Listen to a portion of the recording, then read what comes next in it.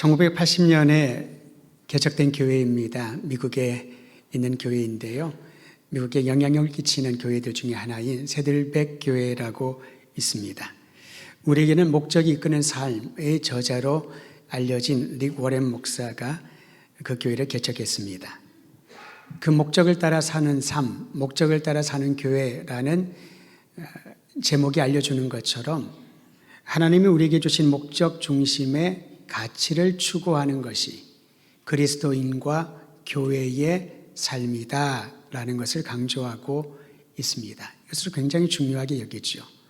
그래서 하나님의 목적을 따라 살아가기 위하여 영적인 성장을 위하여 훈련을 하는데 오랫동안 여기에서 이 교회에서 사용하는 그러한 훈련 교재가 있습니다. 그 중에 두 번째 단계를 보면 제목이 나의 영적 성숙, 나의 영적 성숙이란 제목으로 훈련을 시킵니다.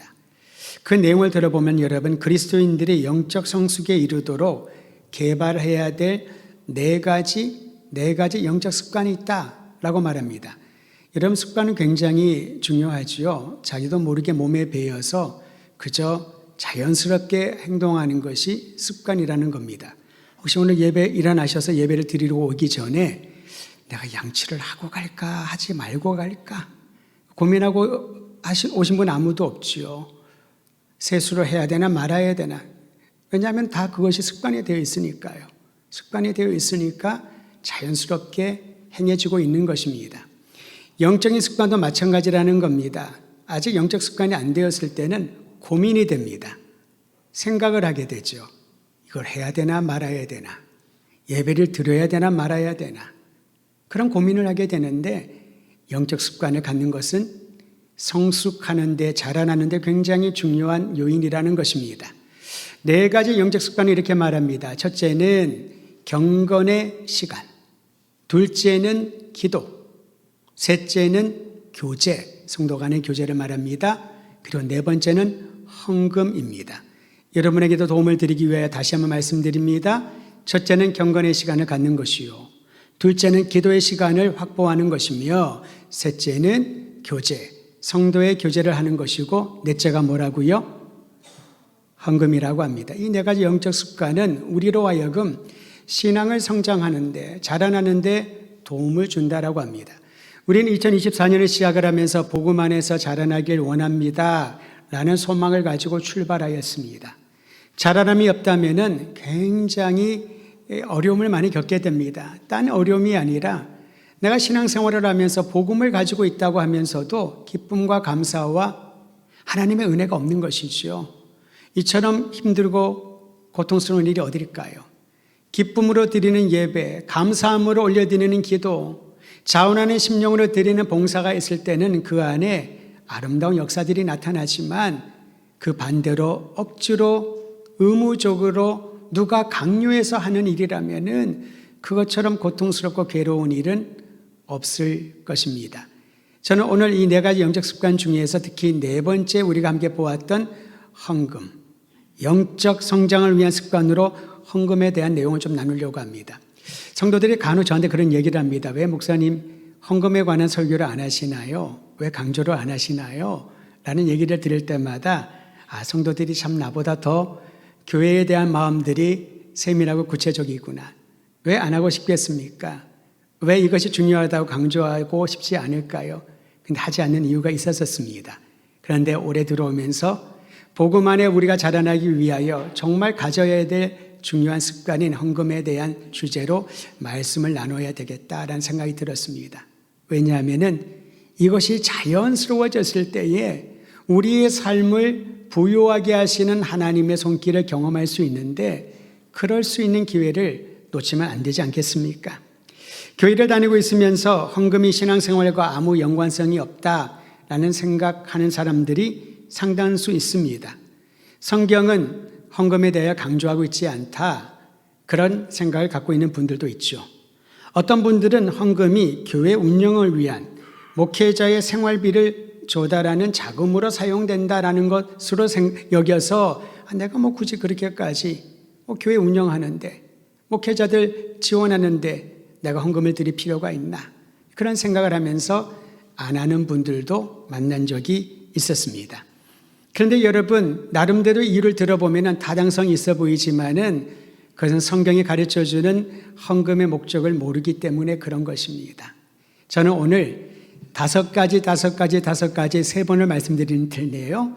트리플 5입니다. 세 번의 다섯을 여러분 생각하시면 좋겠습니다. 우리 성경이 가르쳐 주신 헌금의 하는 목적 다섯 가지입니다. 첫째는 무엇보다 헌금은 하나님께서 베풀어 주신 은혜에 대한 감사의 표현으로 드리는 것입니다. 하나님의 베풀어 주신 은혜에 대한 감사의 표현이지요.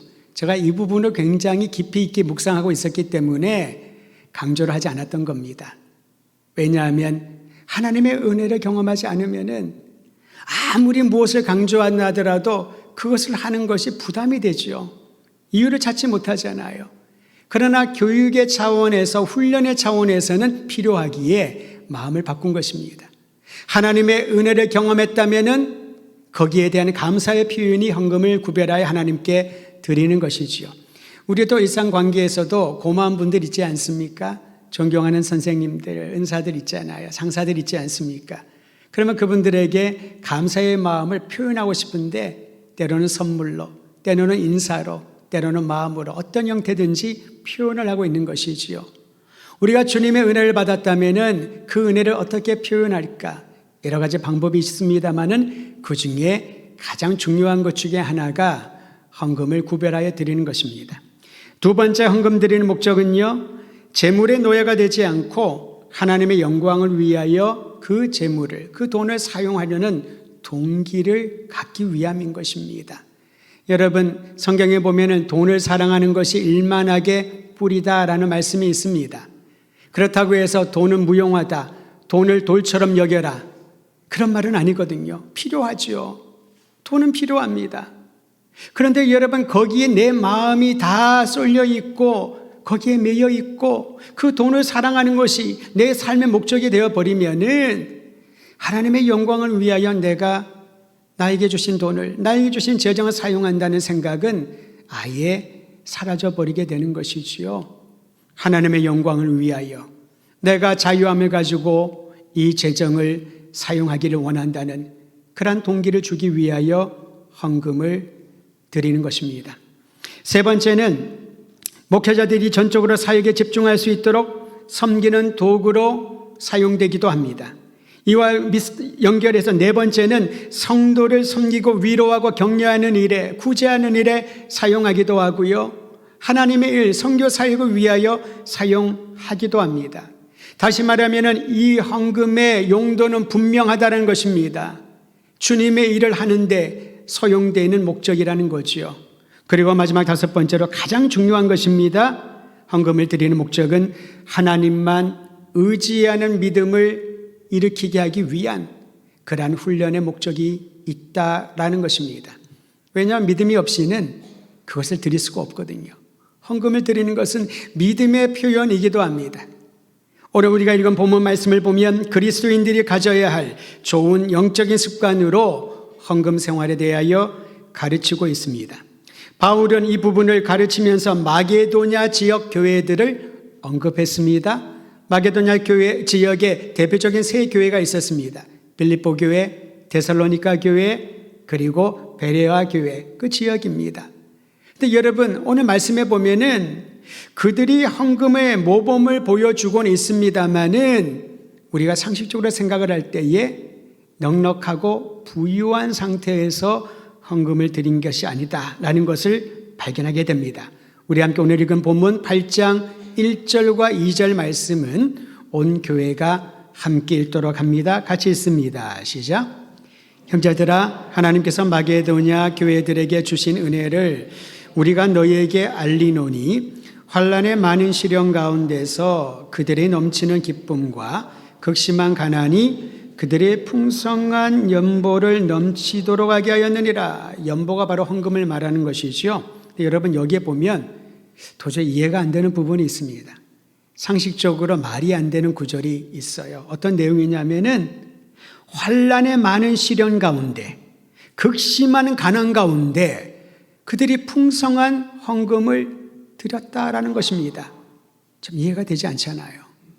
환난과 시련이 찾아오면은 하나님께 예물을 드린다, 주님께 감사를 드린다 생각이 나지 않을 겁니다. 극심한 가난이 찾아오면은 하루 먹고 하루 사는 것도 힘든데 내가 헌금을 구별하여 하나님께 드린다, 이것은 굉장히 올바르지 않다라고 생각할 수도 있을 것입니다. 그런데 극심한 가난 가운데 환난의 많은 시련이 있는 가운데서도 그들은 풍성한 연보를 드렸다. 바울은 여기에서 연보, 헌금의 양을 말하는 것이 아닙니다. 그들이 하나님을 향한 감사의 마음, 믿음의 표현을 부각시키고 강조하고 있는 것이지요. 어떻게 그럴 수 있었을까요? 어떻게 극심한 가난 가운데 환난과 많은 어려움이 있었지만은 마게도냐 지역 교회 성도들은 하나님 앞에 헌신의 예물을 드릴 수 있었을까요? 성경은 그 이유를 명확하게 말합니다. 하나님의 풍요로운 은혜를 경험했기 때문에, 하나님의 풍성한 은혜를 경험했기 때문에 주님 앞에 드릴 감사의 표현으로 예물을 준비할 수 있었던 것이죠. 저는 우리 모든 성도들이, 특히 우리 자녀들이 이 놀라운 영적인 원리를 배우고 경험하고 하나님 한 분만을 의지하는 믿음의 사람으로 자라나기를 주의 이름으로 축원드립니다. 그리고 그것이 우리의 삶의 자연스러운 영적인 습관이 되었을 때 내게 있는 모든 것이 주님이 주신 선물이요 주님의 영광을 위하여 사용하는 아름다운 목적을 기억하고 살아가게 될 것입니다. 사실 바울이 마게도냐 성도들이 예를 든 것은 그들과 고린도 교회 성도들을 비교하기 위함이 아닙니다. 간혹 제가 목회자로서 설교를 하잖아요. 예화를 들 때 굉장히 고민하고 조심을 합니다. 혹여나 이 예가 성도들에게, 우리 사랑하는 성도들에게 부담을 주면 어떡하나, 잘못된 예를 들어서 상처를 주는 것은 아닌가, 그런 고민을 하면서 예화를 선택할 때가 한두 번이 아닙니다. 바울이 마게도냐 교회 성도들 예를 든 것을 보아라, 그들은 가난하고 어렵고 고통 가운데 있지만은 이렇게 많은 연보를 헌금을 드렸는데 너희는 뭐냐, 이렇게 그들을 비난하기 위한 목적으로 예를 든 게 아니었다는 것이지요. 성경을 쭉 읽어보면, 특별히 고린도서를 읽어보면요, 바울의 시선은 고린도 교회 성도들에게 있었습니다. 그들에게 이처럼 아름다운 모범을 보여줌으로 격려받고 힘을 얻고 하나님이 이끌어주신 그 방향을 향하여 걸어갈 수 있기를, 성장하기를 소망하는 마음으로 예를 든 것이지요. 전 우리 성도들이 그러한 마음의 넉넉함과 하나님의 음성과 주님의 손길을 기대하며 나아갈 때 어떠한 모범과 어떠한 예들이 나를 위축시키거나 나에게 불편함을 주는 요인이 아니라 오히려 각성하고 마음을 새롭게 하는 아름다운 도구로 사용되기를 주님의 이름으로 부탁하는 것입니다. 귀감이 될 만한 마게도냐 성도들의 신앙생활이 고린도 교회 성도들의 성장에 도움을 주기를 간절히 원하는 마음으로 마게도냐 교회 성도들을 먼저 언급한 것이지요. 그렇다면 여러분, 풍요롭게 하시는 하나님의 은혜를 경험하는 통로인 헌금을 우리가 어떤 마음으로 드려야 될까요? 두 번째 5가지를 함께 나눕니다. 첫째는요, 헌금은 나 자신을 하나님께 드리는 결단에서 시작하는 것입니다. 그 물질, 액수, 거기에 의미가 있는 것이 아니라 이 헌금을 드리면서 내 자신을 하나님께 드립니다, 의탁합니다, 그런 결단에서 시작해야 된다는 것이지요. 그리고 더 나아가 하나님의 뜻을 따라 다른 사람을 섬기는 일에 제 자신을 드리겠다는 결단을 포함시키는 것이 교회에서 예배 때 드리는 헌금의 마음가짐이어야 된다는 것입니다. 다시 말하면 헌금은 하나님을 사랑하고 이웃을 섬기는 마음에서 나오는 은혜로운 일이라는 사실을 잊지 마시길 바랍니다. 하나님의 은혜가 임하면은 내가 하나님께 속해 있고 내가 가진 모든 것이 하나님께 속해 있다고 하는 이러한 믿음을 가지게 됩니다. 그저 드리는 게 아니라는 거죠. 그저 헌금을 드릴 때에 내 주머니에 있는 것들 또는 내가 손에 잡히는 것들을 드리는 것이 아니라는 거죠. 이것은 주님을 향한 나의 헌신의 결단이요, 또한 다른 이들을 사랑하며 섬기겠다는 두 번째 결단을 포함하는 것이 헌금에 담겨 있다는 것입니다. 어떤 분이 이런 얘기를 하던데요. 목회자였습니다. 여러분 한번 저를 따라 해보시겠습니까? 내 지갑은 하나님의 것. 내 지갑은 하나님 것이라고 그런 얘기를 해요. 그랬더니 어떤 분이 그래요. 아이 목사님 요즘 지갑 안 갖고 다닙니다. 다 스마트폰에 넣어서 페이를 사용하지요. 그럼 이렇게 바꾸면 되지요. 내 손에 들려있는 이 스마트폰의 모든 페이는 하나님의 것. 내 모든 자산은 하나님의 것. 이것은 무엇을 말하는가요? 내가 거기에 노예처럼 매여 있지 않겠다는 것입니다. 물론 여러분 우리가 집을 사고 생활을 하고 자녀 교육을 하고 어느 정도의 기본적인 생활을 하는데 필요합니다. 근데 여기서 무엇을 말하냐면은 그것은 다 필요한 것을 맞는데 거기에 내 모든 생각과 마음이 매여 있으면 이 모든 것이 하나님이 주신 것이란 하나님께 속해 있다라고 하는 마음을 잃어버리기 때문에 그러한 고백을 그러한 선포를 하라는 것입니다. 헌금은 그러한 마음으로 하나님께 드리는 것이지요. 내 자신을 주님께 드립니다. 그리고 이 결단을 통하여 다른 이 사람을 세상에 공헌하는 일에 제 자신을 드리고 싶습니다. 이게 헌금의 첫 번째 드리는 마음입니다. 두 번째는 어떻게 드려야 되냐면요. 고린도후서 8장 3절에 두 번째와 세 번째가 나와 있기에 우리 3절 말씀도 교회가 함께 읽도록 합니다. 8장 3절 읽습니다. 시작. 내가 증언하노니 그들이 힘대로 할 뿐 아니라 힘에 지나도록 자원하여. 두 번째는 뭐냐면은 힘대로 하되 힘 닿는 대로 하되 그 힘에 지나도록 넘치도록 하라라고 말합니다. 사실 여러분 이것은 현실적으로 불가능한 일처럼 보이지 않습니까? 힘 닿는데도 하는 것도 힘들지만은 그 힘에 지나치도록 하라. 이건 뭡니까? 하나님께서 모든 진해까지 액기스를 다 뽑아가려고 하는 의도일까요? 그게 아니라는 거죠. 여러분 사실 헌금을 준비할 때 뭐부터 생각이 먼저 나시나요? 본인들이 알지 않습니까? 계산을 하게 됩니다. 야, 이번에 수익이 작은데 이거 11조 헌금을 하면은 어떻게 생활하지? 부담을 갖게 되죠. 그런 생각 안 하셨나요? 저도 그런 생각 든 적이 있었었는데 선교지에서 11조를 해야 되는데 선교비가 많이 모이지 않으니까 하나님 선교비 다들 기도하고 준 건데 여기서 11조를 하면은 제가 사육비가 좀 부족한데 어떡하죠? 저 그때 깜짝 놀랐습니다. 현실적인 문제잖아요. 근데 성경은 말합니다. 힘 닿는 데도 하고 힘 지나도록 하라. 이것은 무엇을 말하냐면은 하나님의 은혜를 경험하면 계산법이 달라지는 영적인 성장을 하라는 거죠. 우리의 계산법은 한 달에 수입이 있으면 쓸 게 다 있습니다. 다 나누게 되죠. 부족해요. 우리의 계산법입니다. 그러면 힘이 닿는 대로 힘이 지나도록 할 수가 없지요. 얼마나 부담스러운 말씀인가요? 근데 이 말씀이 의도하는 것은 하나님의 은혜가 임하면은 새로운 계산법을 익히는 성장이 있게 된다는 겁니다. 제가 존경하는 목사님 중에 한 분이 원로 목사님이 되셨는데요. 그분의 40년 가까운 목회 생활의 설교 주제와 메시지 주제, 모든 목회의 주제는 이거였습니다. 하나님이 다 하셨습니다. 모든 것이 하나님의 은혜입니다. 이 설교만 40년 가까이 하신 거예요. 여러분 똑같은 주제의 설교를 들으면은 성도들이 다 아는 내용이니까 집중하지 못할 것입니다. 근데 그 교회 성도가 그런 얘기를 합니다. 40년 가까이 이 목사님의 목회의 양육을 받으면서 신앙생활을 했는데 매 순간마다 은혜가 있었다는 거예요. 하나님이 다 하셨습니다. 모든 것이 하나님의 은혜입니다. 라고 하는 이 말씀. 이게 바로 힘에 닿도록 힘에 지나치도록 할 수 있는 영적인 성장의 믿음의 도구인 것이지요. 통로가 되는 것입니다. 세 번째 헌금을 드리는 것은요, 자원하는 마음으로 드려야 됩니다. 하나님은 억지로 드리거나 인색하게 드리는 헌금을 원하지 않으십니다. 전에 제가 전주대학교에서 아이들 강의할 때 한번 말씀드린 것 같기도 해요. 어느 아이가 쉬는 시간에 왔습니다. 제가 11조를 지금 드리려고 하는데 교육을 받은 거예요. 어려서부터.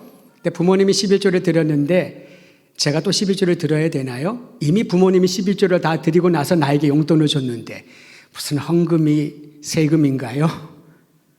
10분의 1을 딱 뗐으니까 난 안 드려도 되지 않나요? 제가 그 친구를 보면서 이렇게 얘기했습니다. 너 지금 헌금 안 드리고 싶구나? 어떻게 하셨어요, 교수님? 하나님 앞에 우리는 자꾸 다른 이유를 들고 나는 안 드리고 싶은데 드려야 될 이유가 없다라고 변명하려고 합니다. 그런데 여러분, 하나님께서는 인색하게 드리거나 하나님이 돈이 필요해가지고 사람들에게 억지로 징송하는 게 아니거든요. 헌금은 자원하는 마음으로 드리는 것이 귀합니다. 자기 시간을 드리고 재정을 드리고 열정을 자원하여 드립니다. 물론 교회에서도 예산을 다 정해가지고 각 부서별로 활동을 하죠. 그런데 더 귀한 것은 무엇입니까? 그 교회의 예산으로 사용할 수 있지만은 먹고 마시고 우리가 함께 즐기는 그 모든 일에는 본인의 것으로 자원하여 기쁨으로 드릴 때에 그 섬기는 분들이 더 기뻐하는 것을 보았었습니다. 저는 이제 선교단체에 있을 때는 한 전체 스텝이 한 100여 명이 됐는데요. 어떤 분이 은퇴하신 권사님입니다. 그래 넉넉한 분이 아닌데 사역이 다 끝나고 나자 2달 동안 수고했다라고 100여 명을 다 초청을 해가지고 밥을 사겠대요. 얼마나 부담이 됐는지. 그때 가서 제가 뉘우쳤습니다. 그분의 얼굴에서 빛이 나고 감사가 넘쳐나고 그런 섬김을 받으면서 깨달은 게 있습니다. 섬김에 받는데 익숙하지 않고 이 섬기는 그 귀하고 자원하는 마음을 받고 안다면은 더 충성을 다하여 주님을 섬기리라. 주님께 드린 이 예물을 자원하여 드린 예물을 지혜롭게 사용하리라. 사랑하는 성도 여러분, 하나님께 드리는 헌금은 자원하여 드릴 때 역사가 나타나게 되는 것입니다. 그러니까 누가 자원하여 드릴 수 있을까요? 하나님의 은혜를 경험해야, 주님의 풍요로운 은혜를 경험한 사람만이 드릴 수 있게 되는 것입니다. 네 번째는요, 즐거운 마음으로 드리는 것입니다. 하나님께서 우리가 드릴 헌금을 사용하여 어떤 일을 이루어 주실까 기대하는 마음으로 드리는 겁니다. 그럼 즐거운 마음이 생기게 되지요. 많은 경우에 신앙생활하면 우리는 과거에 매여 있을 때가 많이 있습니다. 조금 더 나아가면은 지금 문제, 현재의 문제에 매달려 있어서 이거는 전에 해봤더니 안 되고 이건 지금 내가 경험하고 내가 볼 때는 안 될 일이라고 미리 단언해 버립니다. 그러니까 마음이 즐겁지가 않죠. 즐거운 마음은 무엇을 말합니까? 기대하는 마음이 생기면 즐겁습니다. 이번 생일날 뭘 받을까? 이번 기념일 어떤 일이 일어날까? 광야 40년 동안 이스라엘 백성들은 참 힘들었을 겁니다. 아침에 일어나면은 보이는 게 맨날 이 광야 아무것도 없는, 갈 곳도 없고요. 40년 동안 얼마나 힘들었을까요? 맨날 똑같은 사람들 보고. 근데 그들은 그 지루하고 힘든 광야 여정 가운데 계속 걸어갈 수 있는 한 가지 이유가 있었죠. 기대감이었습니다. 하나님이 약속하신 가나안 땅, 약속의 땅에 들어가랴. 하나님이 우리와 함께 하시리라. 바벨론 포로 70년 동안 그 고통 가운데서도 예레미야 선지자를 통하여 말씀하신 이제 70년이 지나면 너희들이 돌아가리라, 귀환하리라. 기대감을 가지고 있는 이들에게는 즐거운 마음을 하나님이 허락하여 주십니다.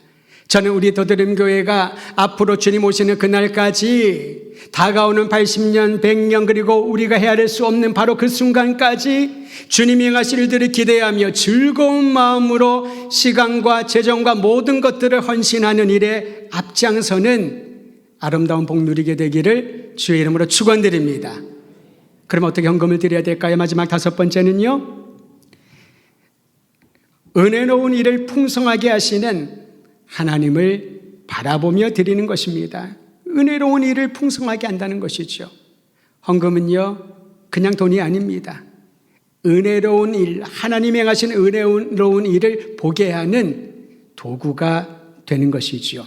고린도서 8장 7절 말씀도 우리 함께 읽도록 하겠습니다. 오늘 정한 본문의 마지막 구절입니다. 시작. 오직 너희는 믿음과 말과 지식과 모든 간절함과 우리를 사랑하는 이 모든 일에 풍성한 것 같이 이 은혜에도 풍성하게 할지니라. 여러분, 고린도 교회는 이 정도의 수준의 교회였습니다. 믿음이 있고요, 말씀과 지식이 있고요, 열정과 사랑이 넘치는 교회였고요, 고린도 전서에서 본 것처럼 성령의 은사가 강력하게 나타나는 교회의 모습을 보여주는 참으로 아름답고 이상적인 교회였습니다. 바울은 그것으로 충분하지 않고 이 모든 것 위에 하나님의 은혜의 일을 드러내는 이 헌금에 동참하라고 격려하는 것이죠. 은혜의 일에 동참하는 것입니다. 이를 통해 내가 하나님을 사랑하고 있다는 것을 증명해 보일 수 있으니까요. 사랑하는 성도 여러분, 우리 모든 성도들의 예물을 준비하고 하나님께 헌금을 드릴 때 이러한 심령으로 드리시기를 바랍니다. 내 자신을 주님께 드리고 다른 이들을 섬기겠다는 결단의 마음으로 드리십시오. 자원하는 마음, 힘에 지나도록 힘이 닿는 대로 즐거운 마음으로, 그리고 하나님이 행하시는 은혜로운 일에 동참한다는 그 열정을 가지고 예물을 주님께 올려드리기를 주의 이름으로 부탁드립니다. 헌금 생활의 예로 한 가지를 더 말씀드리려 합니다. 사실 우리 교회는 헌금 봉투가 5가지밖에 없습니다. 10의 1조, 감사헌금, 선교헌금, 특별목적 헌금, 어떠한 이유든지, 그리고 주일헌금. 전에는 주일헌금 봉투도 안 드렸었는데 많은 분들이 좀 필요하다 그래서 주일헌금 봉투까지. 봉투는 5개밖에 없습니다. 절기가 5번 있어서 특별한 마음으로 예물을 드립니다. 봉투를 그렇게 많이 만들지 않은 이유가 있습니다. 왜냐하면은 그 진리비한 수많은 종류의 헌금 봉투를 보면서 그런 생각을 해봤습니다. 내가 만약에 초신자라면 어떤 마음이 들까? 아직까지 이 헌금에 대한 정신과 헌금의 용도에 대하여 목적에 대해서 모르는 상태에서 들어오자마자 진리비하게 놓여있는 수십 가지의 종류를 보면은 어떤 생각이 들까 했더니 하나님이 그것을 기뻐하지 않으실 수 있겠다는 생각이 들었어요. 그래서 5가지로 장로님들과 의논했더니 다들 좋아하시는 거예요. 그러죠, 목사님. 그래서 우리는 봉투가 5가지밖에 없습니다. 여기도 오란 숫자가 나오네요. 의도하지 않게. 그 중에 11조에 대한 것을 헌금의 예로 여러분에게 나누려고 합니다. 작년 6월 21일로 생각을 하는데요. 목회데이터 연구소라는 곳에서 개신교인 19세 이상 개신교인들 중에서 교회에 출석하는 분들이죠. 설문을 했습니다. 어떤 설문을 했냐면 제목이 다음과 같았어요. 질문이 진정한 신자라면 11조를 내야 한다. 여기 대해서 어떻게 생각하시냐? 진정한 신자라면 교인이라면 11조를 내야 된다. 어떻게 생각하냐라고 물어봤더니 69%가 그렇다라고 대답을 했대요. 10명 중에 7명이. 물론 매우 그렇다, 조금 그렇다, 약간 그렇다 다 포함해가지고 어쨌든 11조에 대해서 인식을 하고 있다는 거죠. 다 우리가 내야 된다. 성도로서의 당연한 일이다 라고 인식하고 있었다는 겁니다. 그러면은 낼 필요 없다라고 답변했던 31%에게 질문했습니다. 왜 11조를 하지 않나요? 라고 물었더니 부담이 돼서 가장 큰 이유였고요. 다음으로 내가 소득이 적어서, 믿음이 부족해서, 왜 내야 되는지 필요성을 느끼지 못해서 이러한 순으로 했다고 그래요. 이 발표보다 조금 더 전에, 수년 전에 우리나라가 아닌 미국에 있는 한 단체에서 또 동일한 질문을 한 적이 있었습니다. 특히 11조를 하지 않는 성도들이 그 당시에는 38% 정도가 성도들이 있었는데 그 중에 왜 11조를 하지 않는지 38%가 금전적인 여유가 없어서, 비슷하죠? 두 번째, 33%가 빚이 너무 많아서 11조를 못한다고 응답했습니다. 특이한 것은요, 18%가 배우자가 동의하지 않아서, 남편을 하고 싶은데 부인이 동의하지 않고 부인은 하고 싶은데 남편이 동의하지 않아서 11조를 내가 못한다. 그러니까 여기에 모든 답변들을 보면요, 부담이 되고요, 필요를 느끼지 못하고요, 동의하지 못해서 혼자 하는 것이 너무나도 좀 가정에 문제를 일으킬까 봐 그런 답변을 했다라고 합니다. 11조는 종교생활을 위한 세금이 아닙니다. 교인이 되는 의무조항도 아닙니다. 11조 생활을 못한다고 해서 교회 문턱을 드나들 수 없다라고 그렇게 강요하는 것도 전혀 아닙니다.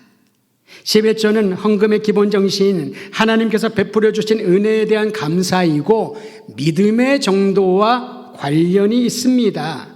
11조는 쓰고 남은 것을 드리는 것이 아닙니다. 수익에 사용하기 전에 첫 부분을 드리는 겁니다. 제가 잠실교회에 있을 때 한 분이 한의사인데요, 간증을 하러 왔습니다. 이분이 강남에서 한의원을 열고 났는데 엄청나게 돈을 많이 벌었나 봐요. 근데 이분이 은혜를 받았어요. 그 전에. 정말 공부는 저 멀리 싫어하는 분이었는데 하나님의 은혜로 12번 들어주고 13번째 붙었다나? 아니, 그 정도로 은혜를 경험한 거예요. 그래서 그때 결단했답니다. 하나님, 나에게 은혜로 이렇게 한의원을 열 수 있도록 길을 열어주셨는데 제가 그때는 크레딧 카드가 아니라 예전이었으니까 헌금을 다 줬죠. 현금을. 이 현금에 제 팔이 닿는 이 모든 영역들을 모아서 하나님께 드리겠습니다. 11조가 아니라. 그래서 돈이 자꾸 많이 들어오더래요. 팔이 짧잖아요. 그래서 최대한으로 팔을 벌려서 이렇게 모아서 그것을 하나님께 드렸는데 어떤 때는 수천만 원, 어떤 때는 그 이상을. 근데 그렇게 기쁘고 즐겁더래요. 왜냐하면 다른 것을 다 사용하고 남은 것들 계산해서 10분의 1 그것도 반올림해가지고 드리는 게 아니라 첫 부분을 하나님께 드린다. 근데 그분이 그 간증을 하는데 그 이후로 주님이 주셨던 수많은 아름다운 일들을 얘기를 하는데 다 나눌 수 없겠습니다만은 요점은 이렇습니다. 주님의 은혜가 임하니까 그의 마음 가운데 가장 소중한 첫 부문을 드리고 싶다. 이게 11조의 정신이라는 것이지요. 11조는 내가 원하는 곳에 기부하는 게 아닙니다. 11조는 각자가 예배드리는 교회에 드려서 하나님의 일을 위해 사용하게 하는 것이 마땅한 것이지요. 그리고 자녀들에게 이러한 11조를 비롯한 헌금 생활을 가르쳐야 됩니다. 아까 말씀드렸던 그 통계보고에 의하면요, 11조 생활을 잘하는 분들이 대부분 30대 이전에부터 11조 생활을 한 거예요. 나중에는 쉽지가 않습니다. 또는 신앙생활을 금방 시작한 분들이 더 하기 시작을 하는 거죠. 왜 그런가요? 그 의미를 제대로 받아들였기 때문에. 제가 전에 있는 교회 한 청년이었던 분이 결혼을 해서 자녀를 둘을 낳았습니다. 교회가 돼서 그 집을 방문을 했어요. 신방을 잠깐 갔는데 우리 교인은 아니죠. 근데 아이들이 너무 이쁜 거예요. 그래서 아이들에게 용돈을 줬습니다. 물론 엄마한테 얘기는 했지. 용돈을 줘도 되냐고. 혹여나 그 가정 교육의 원칙이 뭔지를 모르니까 물어봤더니 괜찮다 그래서 줬더니 애들이 막 신나면서 엄마한테 묻습니다. 엄마 이거 11조 해야 되죠? 그래서 제가 좀 놀랐어요. 초등학교 1학년, 4학년 정도 되는 아이들이었는데 용돈을 받고 난 다음에 뭐합니까? 이거 11조 해야 되죠? 묻는 아이들은 많지가 않잖아요. 그랬더니 이 자매가 얘기를 합니다. 아이들에게 훈련을 시켰는데요. 찬장을 열어보니까 유리병이 3개가 있더군요. 용돈을 받거나 뭐가 생기면은 하나는 11조, 다른 하나는 성교연금, 다른 하나는 구제연금 훈련을 시킨 거예요. 용돈을 받자 그들의 입에서 처음 나온 게 이거 11조 해야 되죠. 저는 기대하는 마음이 생겼습니다. 돈의 문제가 아니라는 거죠. 마음의 문제인 것입니다. 왜냐하면 이 아이들이 이러한 것들을 이러한 마음을 가지고 얼마나 하나님의 사랑과 하나님을 의지하는 믿음과 주님을 따라 재정의 돈에 매여 있지 않고 더 위대하고 아름다운 일을 기대할까. 그런 마음을 가지니까 가슴이 벅차오르기 시작했었습니다. 사랑하는 성도 여러분, 11조가 신앙의 성숙에 도움이 된다면 왜 중요할까? 마지막 5가지를 여러분에게 나눕니다. 첫 번째는 무엇보다도 성경이 11조를 가르치고 있기 때문에 그렇습니다. 레위기 27장 30절 그 땅의 10분의 1 곧 그 땅의 곡식이나 나무의 열매는 그 10분의 1은 여호와의 것이니 여호와의 성물이라. 10분의 1만 하나님께 건가요? 다잖아요. 그런데 그것을 구별하여서 하나님께 드림으로 이 모든 것이 하나님의 성물이라는 것을 신앙 훈련시켜 주시기 때문에 그래서 우리는 11조 생활을 잘해야 된다는 겁니다. 그래서 어떤 분이 그럽니다. 아예 그건 구약시대의 말이지요. 신약시대에는 아예 그런 것들은 없애버렸습니다. 그렇지 않습니다. 신약시대의 11조 생활은 일상화되어 있었습니다. 예수님께서도 11조를 인정하셨습니다. 마태복음 23장 23절에 보면은 외식하는 서기관들과 바리새인들에게 책망하시면서 이렇게 말씀하셨지요. 너희가 박하와 회양과 근처의 11조는 드리되 율법에 더 중한 바 정의와 긍휼과 믿음은 버렸도다. 그러나 이것도 행하고 저것도 버리지 말지어다. 다시 말하면은 더 중한 율법에서 강조하는 것보다 더 중한 정의와 긍휼과 믿음을 행하고 그리고 11조의 생활, 여호와의 성물로 구별된 이러한 훈련도 신앙생활도 버려서는 안 된다 하라는 것이지요. 세 번째로 11조를 구별하여 드리는 것은 하나님께서 내 삶의 주인이란 사실을 내 스스로 증명하는 것입니다. 돈과 시간을 사용하는 방법을 보면 그 사람이 무엇을 중요하게 여기는지를 알 수가 있습니다. 자기의 시간 중에 어디에 우선권을 두느냐. 그래서 그런 의미에서 11조는요, 하나님이 내 삶의 전부라는 사실을 증명하는 신앙의 표현인 것이지요. 네 번째는 11조는 내게 있는 모든 것이 하나님께 주신 선물이라는 것을 상기시킵니다. 다섯 번째로 11조는요, 하나님께서 우리를 복주기를 원하신다는 사실을 증명하는 기회가 될 것입니다. 자주 인용하는 말라기 3장 말씀 기억하실 겁니다. 거기에 보면 하나님께서 말라기 말씀을 통하여 말씀하시죠. 만군의 여호와가 이르노라 너희의 온전한 11조로 창고에 들여 나의 집에 양식이 있게 하고 그것으로 나를 시험하여. 왜 하필이면 돈을 가지고 시험하라고 하나님 말씀하셨을까요? 돈이 인생의 많은 부분과 깊이 연관되어 있기 때문에. 돈 때문에 사람의 생명을 빼앗기도 합니다.